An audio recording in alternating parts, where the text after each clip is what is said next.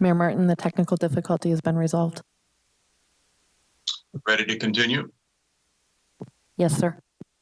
Okay, let's call the meeting back to order. We were in the middle of council questions. I was asking questions. Let me repeat those. In addition to the health impacts that are to be addressed by the state's mandates, enforcement of these mandates would be quite a burden on our police force right now. Is that correct? It would. I'm not recommending that the police force actually take on the enforcement activity. These would be administrative citations. Right. You had suggested hiring temporary help. What would that look like? How long would it take? What would it cost?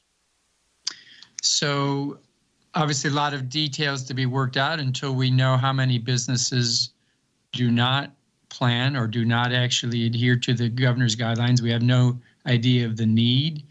We would start small. So at this point, I can't give you an estimate. However, we believe with relatively little training, we could take knowledgeable people and have them start working with the business community to assist businesses.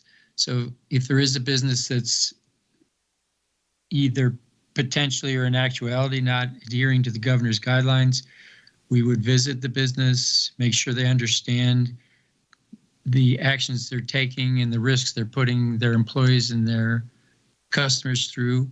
And if the business is knowledgeably saying, we just feel this is our best course of action, then we would ask them under option 2 how we could help. So for example, is there additional information they need? Do they need access to resources? Do they have other issues that working with the chamber or with Main Street or with Wine Country Alliance or Travel Paso that we could help network them to areas of assistance?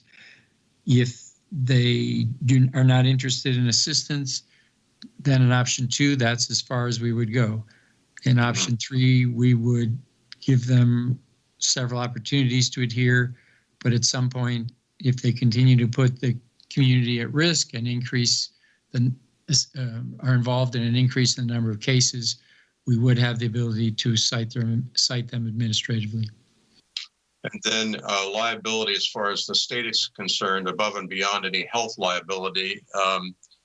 If I understood correctly, if we wanted to play poker with the state and lost, we could wind up paying them back over $300,000. Yes, sir. And in addition, as a municipal corporation incorporated under the state of California, we do not have the legal ability to basically say to the state, we're not going to play by your rules. Right. So, I mean, we don't have the authority to do that. And unless we want to put on a mask and be lawbreakers, that's not really an option. As far as hiring temporaries, is this something that we could look to our partner organizations to help us with? For instance, if we're talking about paying for temporaries, could we not train chamber people to be folks to do the visitation and do the education portion of this enforcement? Yes, sir. And we would still want to retain control of any citation ability and enforcement ability, but the assistance does not need to be city staff by any means. Right. So someone in that category could actually do the education process, make visitation, follow up on complaints and concerns, and then in the event of truly egregious violations, that would then go to the police department for the administrative citations. Or at least come to the city, not necessarily police, but yes, sir, the city. Yeah.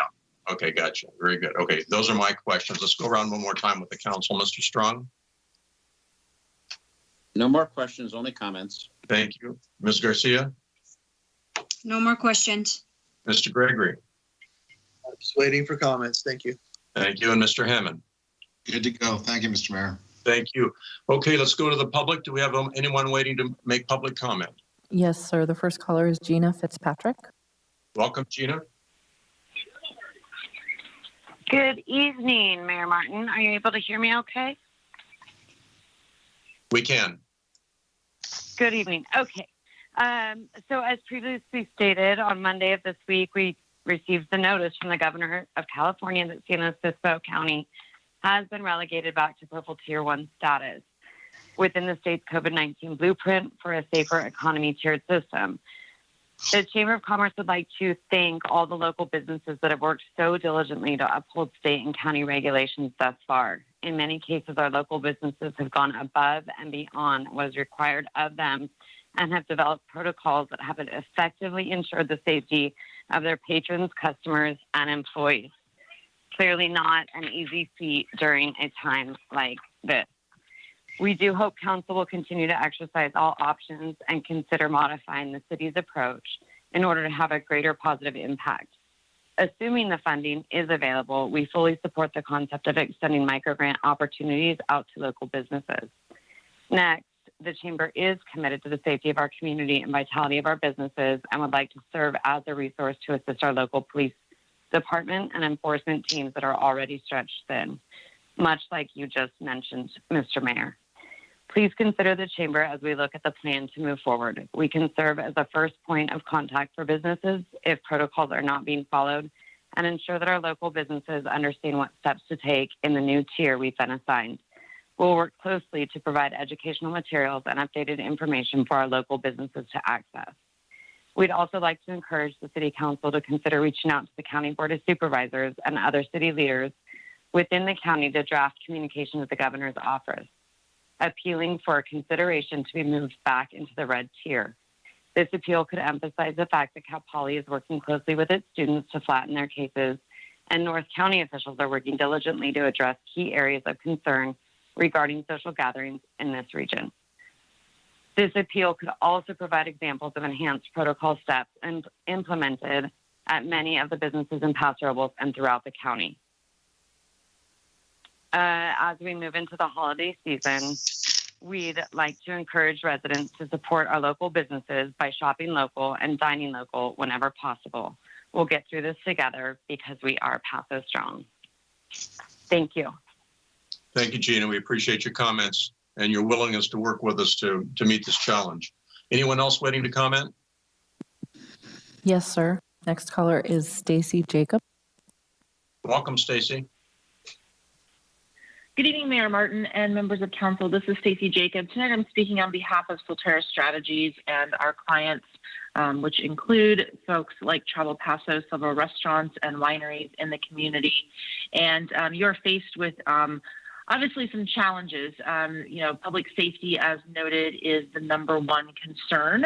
And I think we are all working very hard to ensure that we're providing a very safe environment for our residents and, of course, those travelers coming into the area. I wanted to offer a couple other opportunities or ideas to think about. I think this idea of microgrants and additional tools is something to really consider here. You've obviously outlined how strong enforcement is going to be challenging with the fact that the state is not necessarily enforcing and our limited resources that we have on that front. But how can we encourage people to comply and encourage resources and tools for folks to help look at the fact that we do need to all do this for the fact of public safety and public health. I think one idea, and I shared this actually with Mayor Martin in a private conversation, is the fact that there is, nobody planned to be outside when we're moving into the winter time, essentially.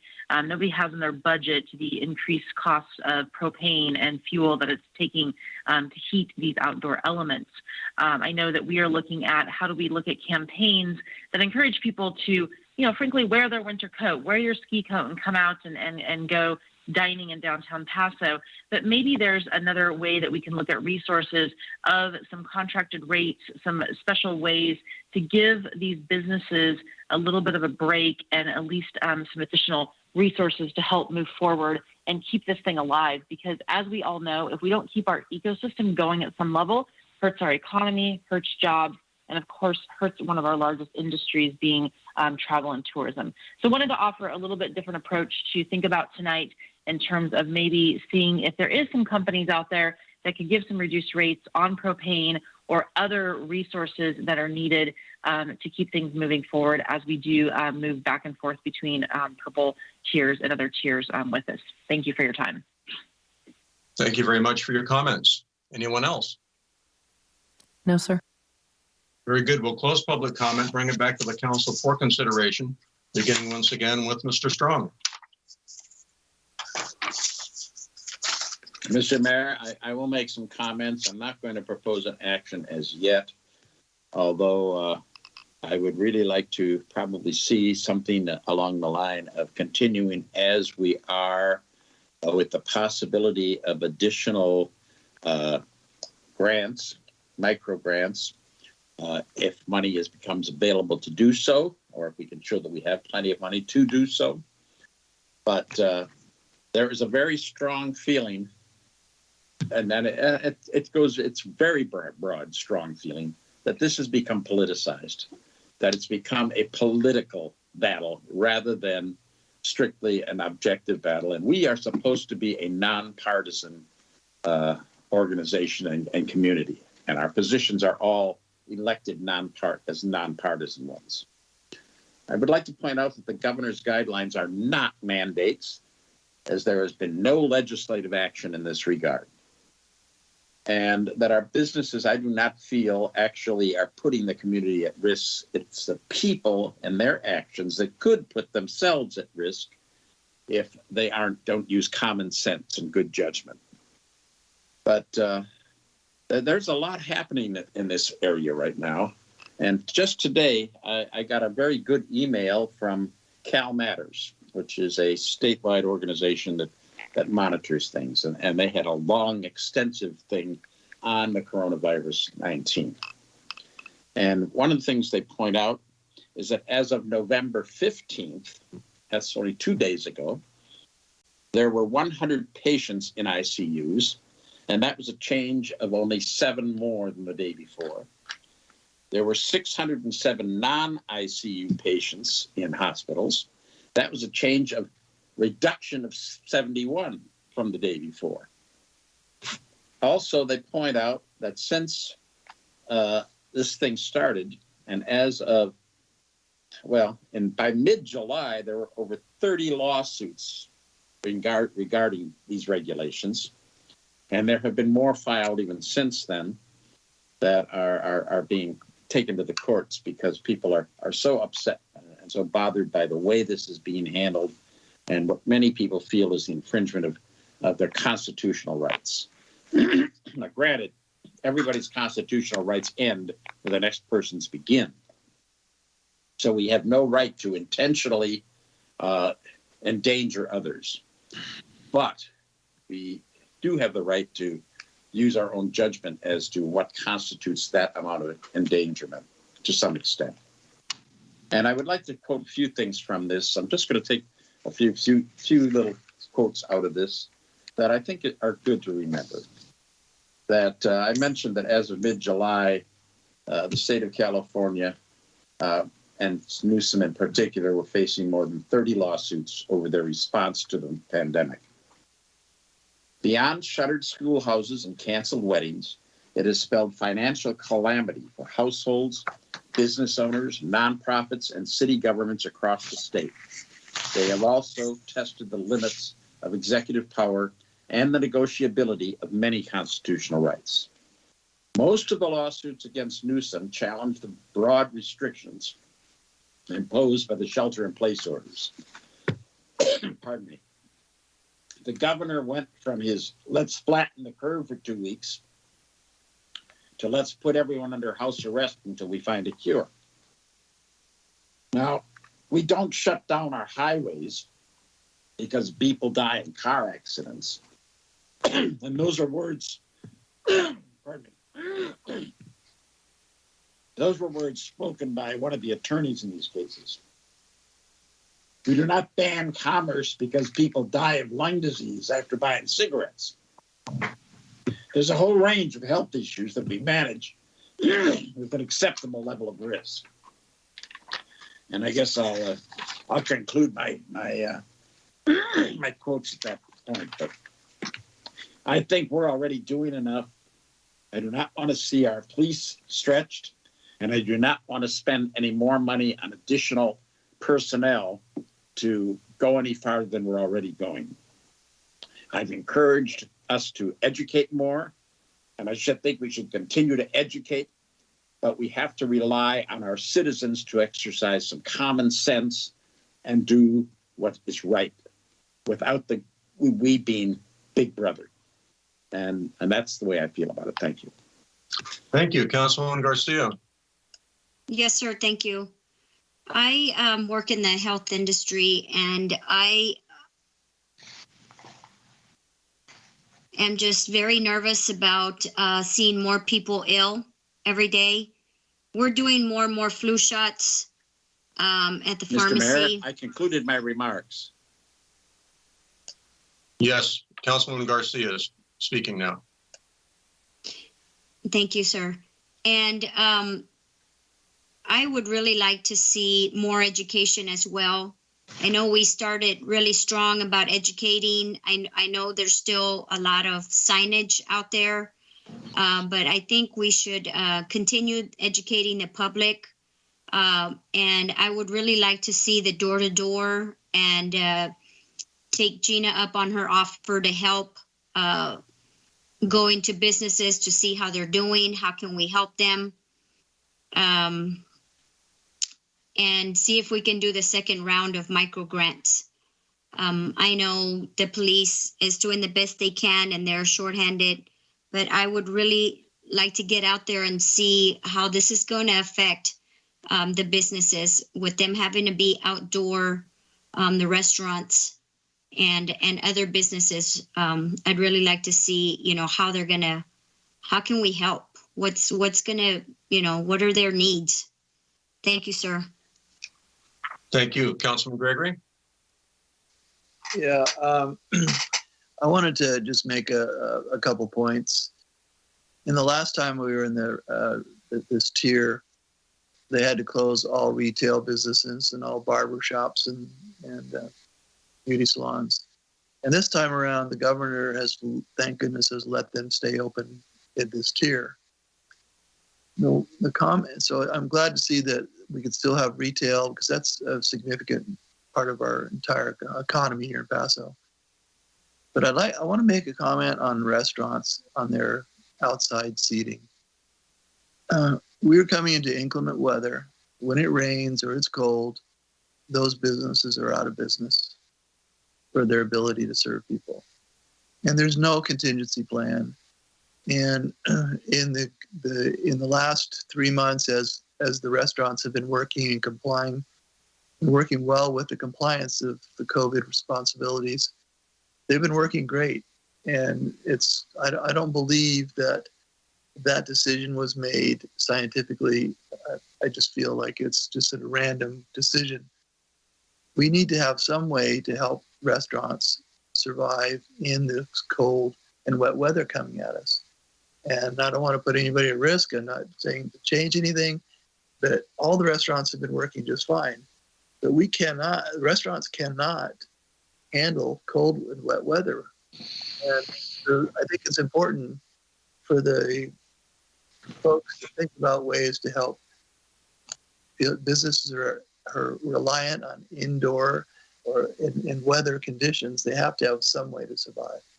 And I think it'd be an interesting concept to look at a inclement weather option of letting some of these businesses operate with 25% indoors.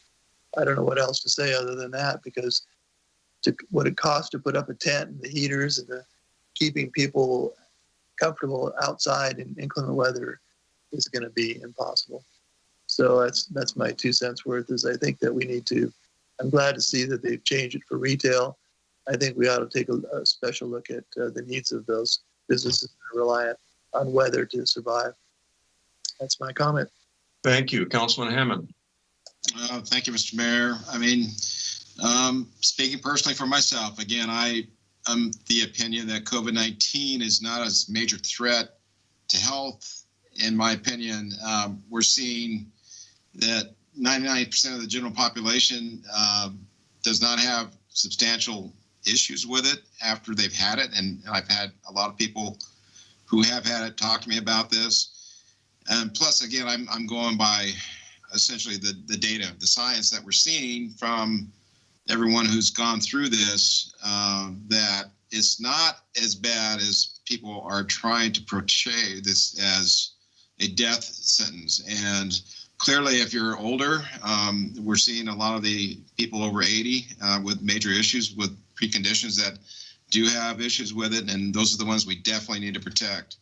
From, again, talking from the science data collected, we don't have high hospitalizations, nor do we have high deaths, from folks under 80. I believe at this point, it's more about governor control and the pandemic and the ultimate business financial failures that are going to happen will cause more reliance on the state, which, in my opinion, is not a good thing. I think we need to use common sense rules in fighting this pandemic in our city, and essentially, Councilman Gregory just said it a minute ago that if we were to continue with essentially the red tier protocols, and where we start getting weather changes that cannot sustain outside or outdoor operations for restaurants in particular, that we allow them to have common sense rules like we've used previously with interior seating to keep them going. Essentially, we need to have some sort of a path for our businesses in our city to keep going through this pandemic. I believe truly that we're going to see a vaccine coming soon. There are already therapeutics that, if you have it, make it very, very minimal. I mean, I've seen people back on the at work after less than a week and a half of downtime.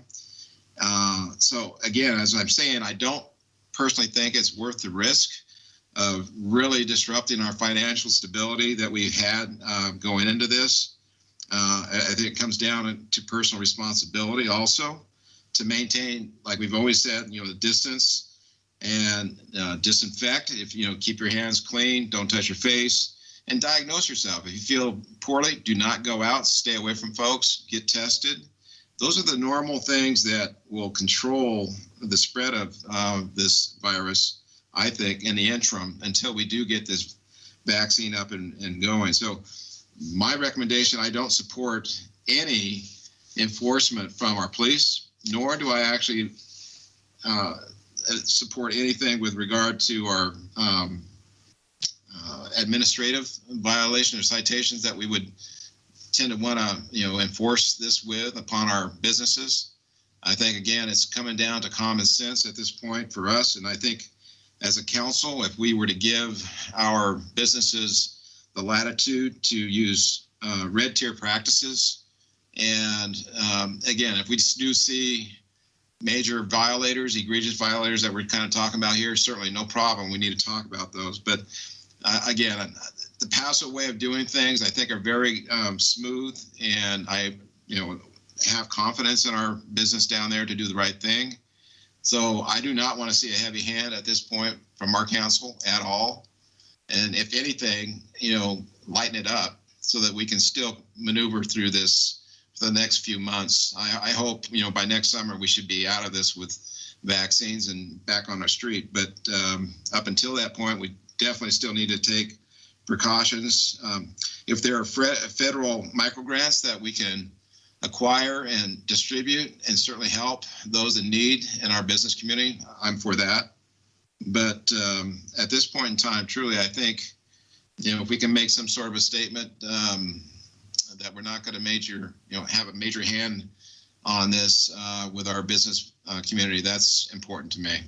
That's all I had, Mr. Mayor. Thank you. I have a question of the city attorney, please. There was a comment made earlier, and I don't have the exact wording, but I wrote down here in my notes the COVID mandates, the state mandates. Do they have the force of law, or is this sort of a you better do this or you're a dirty dog? So there's different pieces to the various orders. So you have the executive orders, and then you also have public health orders. So the public health orders have been upheld so far in the legal challenges to date. Those fall under the health and safety code, and there's statutes authorizing enforcement of those. And those are the particular provisions that we've heard the state say, if you say you're not going to enforce them, then we will take away both your emergency funding and your CARES Act money as a threat. So the health orders they're basically preemptive to the local agency. So you can't say we're only going to, we'll follow the red tier rules, but not the purple tier rules. So you can't really say that without jeopardizing your funding. Okay, Suddenly I'm getting an echo. Sorry. Yeah, so I want to be clear on this in my own mind. The enforceability portion of this, who enforces it? The public health orders. Who is the enforcer? There are different levels of enforcement. So there is the ability to have, as you do with many things like criminal violations, which would go to the DA's office. You can have administrative citations. There's various paths to enforcement. The only real pushback we've seen from the state where cities or other public entities said we're not enforcing at all, as opposed to, obviously working with the businesses to try to reach that. So with some of the past closures, we work closely with the county to try to come up with an option for compliance and working with the businesses along those routes. Other options are to have, to work closely with the county to try to get some changes to those various tiers. I think Councilman Gregory was mentioning, is there, they did change the rules for retail. So, I am aware that there are some efforts to try to get some of those changed going forward. But there would be, the risk would be in saying we're not going to enforce it at all, or we're going to ignore that tier. Okay, so it sounds like a pretty broad latitude here on the definition of enforcement. And as far as changes to the tiers, I want our listeners to know that I, as the mayor, have written on several occasions to state government asking for special consideration for our county because of our record of relatively low infection and low spread. For us, it seems concerning at times, but compared with counties around us, it's really not. So I just want people to know it's not like we haven't picked up the phone, okay? There was also a comment that this is not a political issue, but then also the comment that people die on the highways, but we don't ban cars. People die of lung cancer, but we don't ban cigarettes. That may be true. People die on the highways, but we do mandate safety standards and we mandate seat belts. And people die of lung cancer, and we don't let you sell cigarettes to kids. And we do charge special taxes that go into the health system to address those problems. So it's not a black and white issue. It's a matter of how you balance the constitutional right against the public health imperative. And I think I've had this conversation with the city attorney before. It's that public health imperative that does have the modifying capability when it comes to perceived infringement upon constitutional rights. So again, it's not a binary decision. People die in car crashes, so we ban cars. No, people die in car crashes, so we increase safety standards and we make them wear seatbelts. There's a difference. I do think that the comments that were made by council members Hammond and Gregory make sense to me. Up until this point in time, we have executed common sense rules in the city of Paso Robles. We have not been punitive. We have depended upon the wisdom of our citizens and our businesses to protect our public health. And I think that common sense rules need to prevail as we go forward. That is the path forward. We do have a vaccine on the horizon. We do have a light at the end of the tunnel. We have to get out of this tunnel as quickly and as safely as possible. And I think the path forward would incorporate these steps, in my opinion. First of all, I think we should do another round of micro grants for businesses. And no, we don't have tons of money to do this, but we have tons of suffering out there in our business community. And that's not just the restaurants. We have other businesses that are suffering too. And if they go under, we go under. We're all in the same life raft together. I think that rather than taxing our police force more than we already have, I think we should look to the people who have the closest connections with our businesses, and that is our Chamber of Commerce, and incorporate their help in doing the education and visitation portion of this, quote, enforcement, end quote. And as Mr. Hammond said, only in the most egregious cases should we take any sort of action such as administrative citations. I also think the city has the opportunity to contact its vendors. We do a lot of business with people, and I think we should reach out to our vendors and say, what kind of help can you give us through our city contracts or through our relationships with our business community to help them during a temporary period of time to lower the cost of goods and services so they can continue to stay in business. So those are the components that I believe constitute a common sense set of rules and a reasonable path forward.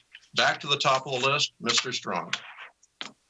Yes, Mr. Mayor, first of all, I was not saying those things. I was quoting Attorney Harmeet Dillon, who is the primary attorney that's carrying most of these lawsuits. In that case, I challenge you. Those are direct quotes from her.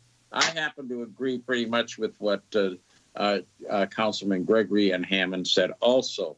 Continue on our current path, and we don't have the resources to do additional arrests or repurpose our police department, and nor do we have the money to go out and start hiring additional personnel to do so.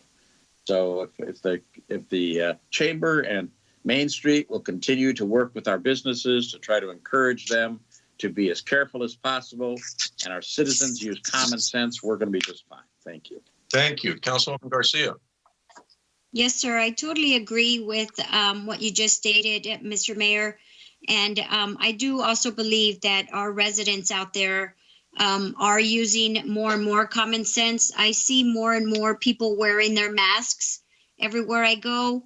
So as long as we keep an eye on our numbers and keep an eye on our hospital beds, and we have the equipment there, we got it way at the beginning, and we're ready. So I feel that we should also, as a city government, just have common sense as well, and help our keep educating our residents and stay safe out there. Thank you. Thank you, Councilman Gregory. Mayor Martin, I agree with what you said. I just think it's imperative to help all businesses, and certain businesses are different from others because of weather or whatever. And I think we should try to be a little flexible, and as long as we're maintaining the ultimate safety efforts that we have been all along, I think it's good to go to those places. So, thank you. Thank you, Mr. Hammond. Thank you, Mr. Mayor. Again, regarding the microgrants, if there's federal microgrants or any kind of money that would be coming from outside our revenue source, I'm all for it. No kidding. We want to have any kind of support that is out there to be garnered and brought back to our citizens and businesses here in town.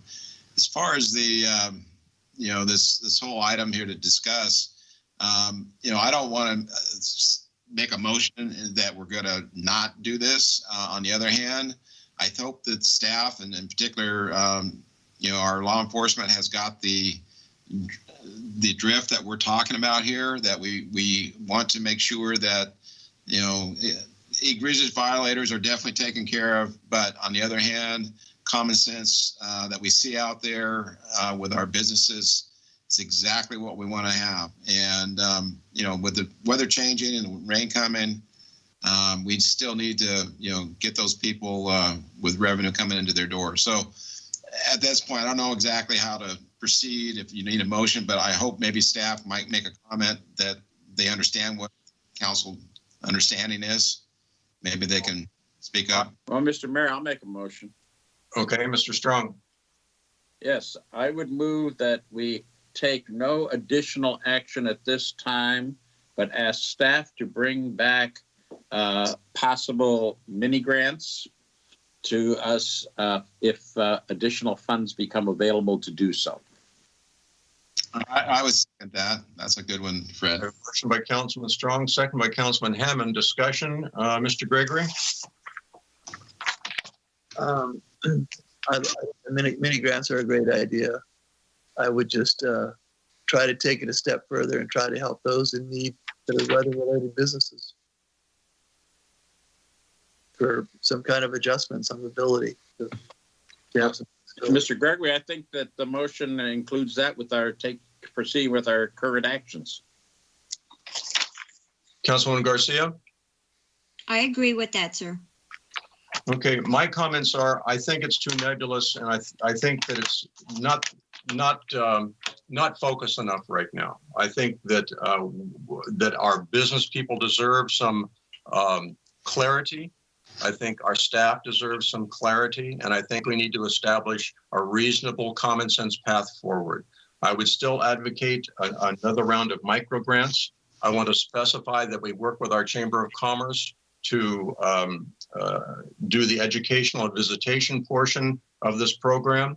I'd like to direct staff to look at our vendor contracts to see if we have any way to help with operating supplies for our businesses. That would be my idea of a substantial motion, rather than just saying, go out and find us some mini grants and we'll just keep things the way they are. Because the way they are right now, we have police following up on complaints. Well, Mr. Mayor, Mr. Strong. I said proceed the way I said a motion is to proceed the way we are proceeding, and that includes many of the things that you just said. Okay, so if I misunderstood your motion, I do apologize. Could you articulate the details so I'm comfortable with that? Yes, I said to proceed with our current actions and to come back to the council if any additional money becomes available, identifiable money for micro grants. Okay. I said mini grants, but micro grants is fine. Does that motion encompass the points that I made regarding working with the chamber and vendor contracts? I believe so. Well, the vendor contracts are kind of going along with the way we've been doing things. So I want us to continue to work with the community to try to make this better, but not to become big brother in the process. Mr. Mayor, comment. Mr. Hammond, please. You mentioned something about having our police, respond. I think personally, to avoid conflict with the state, that I think we need to have the police respond to complaints that may occur. But on the other hand, how they handle that complaint and is kind of up to us on the enforcement side, which we kind of got into. At that point, state could not say that we did not, enforce the rule. But on the other hand, it's the heavy-handedness. And, if we see that, the latitude that the restaurant in particular, if we're talking about that, use common sense, to keep their operations going, then in my opinion, we've satisfied the complaint. But yeah, I hear what you're saying. And I guess my question would be, and somebody on staff, possibly Kimberly, can answer this for me. If a truly egregious situation arises, is it required that a police officer issue a citation? Is this something that can be done ministerially by other members of the city staff? My main concern is we have a police department that is overburdened right now. I don't need to give them one more assignment. In fact, if I can take something off their shoulders, I'm going to feel pretty good. So what's the actual process of applying an administrative citation if it were ever needed to address a truly egregious situation? So the administrative citation doesn't have to be issued by law enforcement. So often that's a code enforcement type of process where you issue the citation and then there's an administrative appeal process and steps in your municipal code to address that. So that is not something that has to be done by law enforcement and often is more in the code enforcement realm. If Chief Lewis is online, he may be able to answer how that has been administered in other contexts. I know. Chief, are you there? Administrative citations. Yeah, I am. So administrative citations can be issued by a very, I think the municipal code's pretty broad. Building officials have the ability to issue them. The police department, of course, has the ability to issue them, and as well as our code enforcement who currently work at the police department. we'd have to do a little bit more research, but I'm pretty sure that as the police chief, I can designate certain people to be able to issue those citations in various circumstances. So because they're administrative in nature, not criminal, meaning that mostly it's a fine. We would have to work with the city attorney to be able to set up a process to make sure that if we do have appeals, that COVID has kind of thrown that into a tailspin for us. In the past, we've used citizen volunteers that are specially trained for that. In recent months and years, we've been using our sergeants to be able to handle appeals as they come into the police department, but we'd want to make sure that whatever process that we use is well thought out and planned in these particular circumstances, especially knowing that we're going to be bouncing between tiers, which would really confuse the community. I think that this week they got a citation for an event, and then next week that same action is different. So especially now that we're able to pretty much move between tiers within a week. That concerns me a little bit as well. Yeah. And I hope that answers your questions. It does. And again, we get into these gray areas where we can't say, A, B, C, and D, and it's very frustrating. And that's why I'm trying to provide the greatest amount of clarity possible. Let me spin a hypothetical here. If we are working with our chamber and they're doing the education process and they're going out and they're responding to people who have concerns and visiting the businesses and doing the visitation and doing the education at that level. And then if they run into a situation where it's truly a bad thing. I mean, I'm not talking about somebody saw somebody walk out without a mask on, so everybody's in trouble. I'm talking about a truly egregious situation.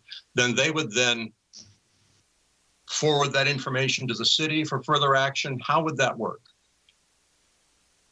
So from my perspective, and I have talked to the chamber, I've talked to Ms. Fitzpatrick about, the various options and how that might work, is I think that there is the opportunity for, we receive a number of complaints. Usually they come in through county hotline to the police department. On occasion, we also get emails to the city manager's office or my office, or people will call in directly to dispatch. We could take those and forward those kind of generic complaints that we get straight to the chamber, and they could be the first line of education to kind of vet them and determine what the situation is. Oftentimes, they're point-in-time violations. Maybe someone thought that there wasn't a mask that wasn't being worn right.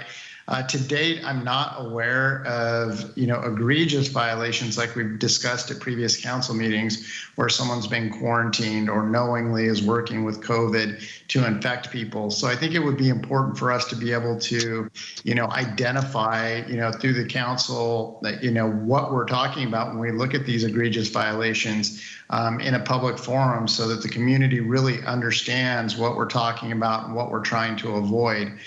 To date, we've had great success with our education efforts. I think that most businesses understand what's at stake, and not any of them are not trying to, violate these laws, at least, from our perspective, intentionally, other than trying to stay open. Now, as the city manager pointed out, I think that there is concern that many of the decisions that are being made these days are political in nature, and they're almost whimsical. So it's very frustrating because you have good people out there that are trying to, balance the community safety along with their other concerns for taking care of themselves, their families, and their employees. So trying to balance all of those, I think it's very important that as we move forward, that we identify what we're talking about when we're looking at egregious violations, and at what point we think that it's appropriate to issue an administrative citation. Because what we're talking about with those fines is they start off at $100 and they double essentially. You can start, giving somebody $1,000 tickets before long, which would, especially in a crisis like this, would also be of concern. So working with the chamber, I think, is a great idea. If they identify something that's in their opinion is egregious, Getting back in contact with us would give us an opportunity to send out either a code enforcement officer or a police officer to make further determination, to take statements, conduct a thorough investigation, and then work with what other city departments or the city manager's office to issue a citation if appropriate. And am I barking up the right tree here? This would be an assistance for the police department. This would take some burden off of you. Sir, that's my thoughts exactly. Is the problem with all of this is once we start directing police resources at all these various businesses that we have in the downtown area and beyond, we start taking our police officers away from their traditional law enforcement duties and start directing them towards the numerous health violations potentially that we could be dealing with. And so we really have to, look at where we want our police resources being directed. I think that some of these suggestions that have come out tonight are appropriate and would be able to help our police officers focus on, criminal activity as opposed to health concerns. Not to say that they're not important. It just is a matter of where we want to direct our resources as a community. Thank you. I've dominated the conversation. I apologize. Councilman Strong. I have nothing more. I have Okay. a motion on the floor. Right. I'm just going one more time. Councilwoman Garcia. Nothing more, sir. Thank you. Councilman Gregory. I'm not, I don't think this motion goes far enough so I'm not going to support it. Okay. Councilman Hammond. I hope that our discussion has given staff direction of what council would prefer to see out there as way that this next evolution of the COVID is going to be handled in our city. So I think I'm good to go. Okay. So Fred, I'm sorry to do this to you, but it's been a long discussion. Would you please repeat your motion one more time? That we proceed as we are currently proceeding. That would be both legally and administratively. That's an explanation, not part of the motion. And that staff bring back to us the possibility of additional micro grants when additional money to do so becomes available. Okay. And again, proceeding as we are proceeding means what? Means both legally and administratively.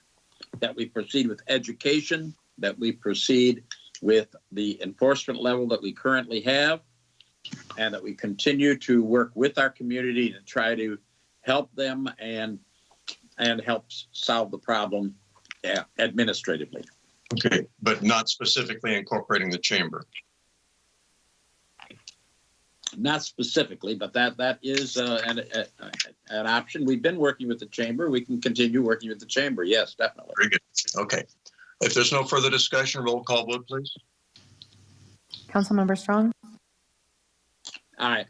Councilmember Hammond, Aye. Councilmember Garcia, Aye. Councilmember Gregory, No. Mayor Martin, And I feel it lacks specificity and clarity, so I'm going to vote no. The motion passes 3-2.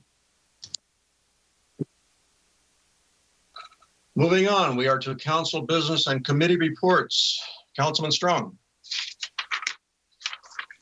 Wow, I'm back that quickly. All right. Well, this has been an extremely busy time of the year with many overlapping meetings, and it seems that organizations aren't coordinating with each other now, and that in-person meetings are not being held. So many of my meetings are being scheduled in conflict with each other. Since we last met in regular session, I've attended a SLOCOG and SORTA board meeting, 3 National League of Cities Transportation and Infrastructure Policy Committee meetings, 2 Pacific Surfliner Board of Directors meetings, Main Street and Library Board meetings, and multiple constituent meetings and email responses, including one today, or 2 today actually, one with Director Tim Gubbins of Caltrans District 5, and another with Pete Rogers, the Executive Director of SLOCOG, and discovered that our grant application and request for South Vine Street Bridge and for Creston Road were not accepted by the state. The CTC did not approve them. but they did approve additional money for Highway 46 East at the Antelope Grade. And we're hoping that they will reconsider the others at the next round. So every meeting had significant issues to deal with, including budget, contracts, infrastructure projects, public service level improvements, and legal issues. On-time performance on the Surfliner has achieved a better than 90% on a regular basis, with plans to improve frequency even further over the next decade. First to hourly service in major population areas, and then to half-hour service. Efforts to connect going north to the Bay Area are still proceeding, but those are going slowly. However, in my last meeting with the Transportation Committee of the National League of Cities, I had an offer from one of the cities in the Bay Area to work with us to get that extension up to the Bay Area by the Surfliner. So funding for next year and beyond is still somewhat in doubt, pardon me, and dependent upon the outcome of numerous election contests, some of which are still in doubt or contested. Main Street and the Chamber are struggling to keep their service levels high during the restrictions being imposed upon them by our responses to the COVID-19 pandemic. Many businesses, including doctors' offices, are closing due to financial inability to continue operating. Rent and insurance costs continue at the same or higher rates while income declines. Limited occupancy, either indoors or out, combined with income declines of potential patrons, have produced an almost perfect storm of insurmountable proportions.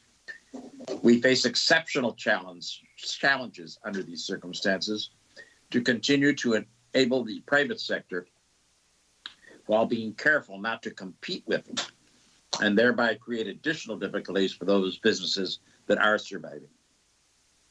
We may also need to readdress some of the ordinances and resolutions that we've adopted in the past few years that create unwarranted restrictions rather than being helpful towards safe success with an allowance for competition.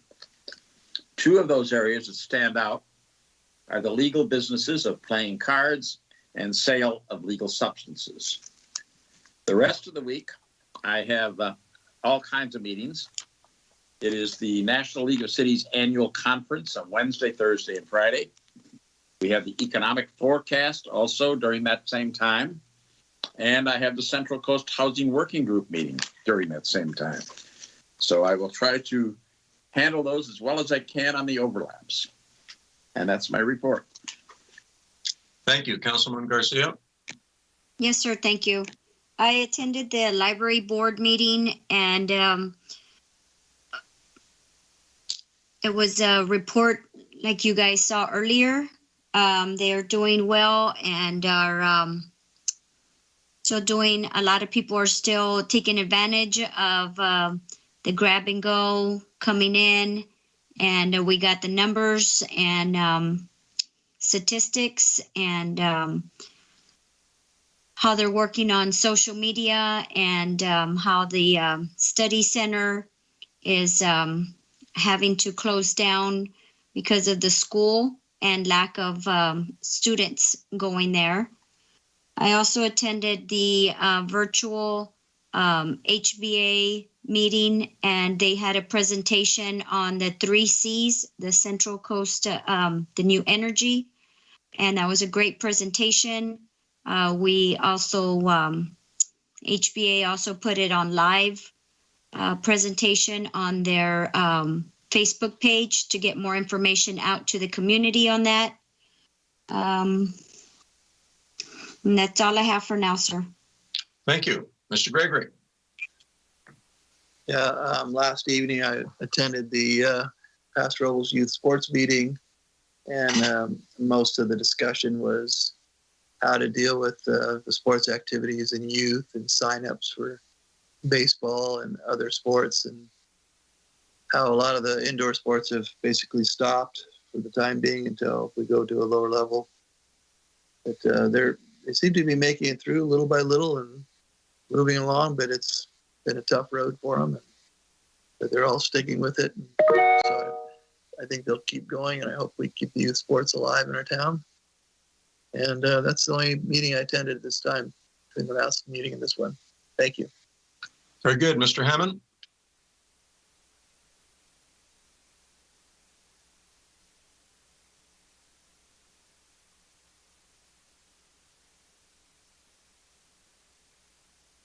Councilman Hammond? Yep, there you go. I'm sorry, I started talking without the mic on. Thank you, Mr. Mayor. Again, I want to report that we had a meeting last week with Camp Roberts leadership, yourself, and myself, with Tom Frucci. Met with Colonel Vincent and Colonel Keener, current leadership at the Camp Roberts facility. With a good meeting, basically strengthening our relationship, with the Camp Roberts leadership, and also discussing the operations that they do, and particularly how it relates to our airport. I had the Senior Citizens Advisory Committee last week. We also had our special meeting, J20, which maybe a lot of people listening may not have known that we had a special meeting last Thursday regarding the J20 tax initiative that passed, and how we talked about how those funds are going to be moving forward to support our police, fire, and roads. A lot of meetings tomorrow, APCD, integrated waste management. Also, I will say too, I'm not sure if any colleagues are going to be looking in on the Central Coast Economic Forecast. I'm not sure if any of you signed up for that. That's concurrent with some of my meetings I'm not going to be able to attend. I think that would be kind of important to somehow get that report. Maybe staff can share that with us after it gets put out, because of how it relates to the COVID, and in particular the revenue and the economic conditions, of course, on the Central Coast with this pandemic would be kind of interesting to hear. Going to have a Paso Water Basin meeting tomorrow. And also, Mr. Mayor, I have a double meeting here with the Tascota Water Basin. I've talked to Christopher Alackle about this meeting, how it may have to be on his own or somebody to follow up, because I have a back-to-back meeting on that same time tomorrow afternoon. Thursday, IWMA and Nascimento Water Commission. Definitely lots of meetings this week. They'll be able to report out further. That's all I have, Mr. Mayor. Thank you. I will be attending virtually the economic forecast, so I'll try to get the information that you need for the council. And if you want to send me information on your doubled up meeting, I'll try to cover for you if my schedule is open. Yeah, thank you. And I think that the economic report, usually they put out a link to that report. That's what I was hoping to review. Thank you. I attended the Parks and Recreation Advisory Committee meeting, also the Chamber of Commerce's virtual mixer, the Travel Paso Board of Directors meeting today, and yesterday the Barney Schwartz Park ribbon cutting for the new playground on the upper level of Barney Schwartz Park. So that's was a very nice ceremony. It was one of the few things I've done in person lately, and the park looks great. We've got a new playground up there that should last another 20 years. With that, I believe our city manager has additional information for us tonight. Thank you, Your Honor. It has been an absolute privilege and honor to serve the city, serve the council, and work with staff since I've been here. I do, however, feel that going forward, given how important decisions will be concerning COVID-19 and J20 and throughout the budget process over the coming months, that the individuals and generations who will be implementing those decisions and be most impacted by those decisions should be the ones making those decisions at a staff level and recommending the options to council. So I have, after much reflection, decided that my last day with the city will be February 3rd, 2021, and I will be stepping down from my position as city manager at that time. This is something that the city manager shared with me and now announces to the community. We will have to move forward with plans to accommodate his absence. There will be many things to be said, and I'm sure many accolades to be offered, but tonight I want to say thank you, Mr. Frucci, for your service to our community. I will never forget the first time we interviewed you. I think you were the only candidate that showed up that actually knew the names of the streets in our community already. You'd taken the time to be here and find out the lay of the land and learn a little bit about the community before you actually interviewed for the job. You helped recruit and manage what I consider to be the best city staff I've ever worked with. You worked diligently with the council on the sales tax override issue for our streets. You helped navigate the waters on our specific plans and other major projects in the community. You've been there through floods, fires, pandemics, and protests. Whenever something was happening, the city manager was on the street with our staff. So I know that every time that he has sworn a new member of our staff in, and a little addition to the oath that he placed, I get goosebumps, and that was that we strive to leave the city better than when we found it. And as far as I'm concerned, on February 3rd, you will do exactly that, sir. That being said, I put it to the council. I think that we need to move quickly on this and make plans to move forward.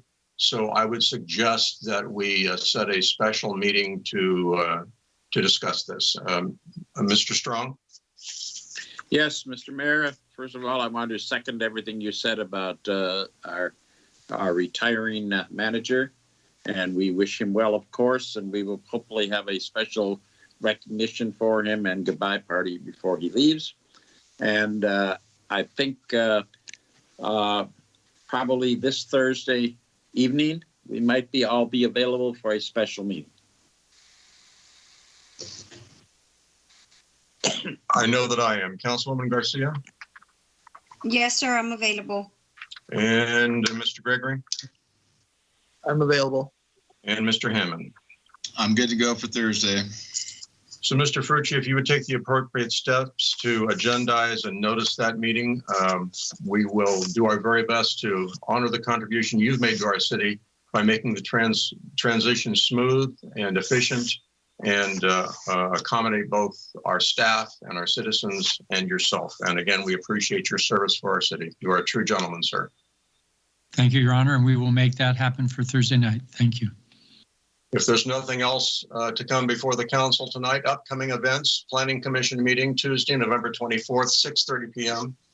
City Council regular meeting Tuesday, December the 1st at 6:30 p.m. And now we will have a special meeting coming up on November the 19th. The deadline for submitting items for the regular meeting on Tuesday, December 1st is tomorrow. If there's no further business, I would entertain a motion to adjourn. So moved. Second. I have a motion by Councilman Hammond, second by Councilman Strong. All those in favor signify by saying aye. Aye. Aye. Any opposed? We are adjourned. Thank you all for your hard work. Have a pleasant evening.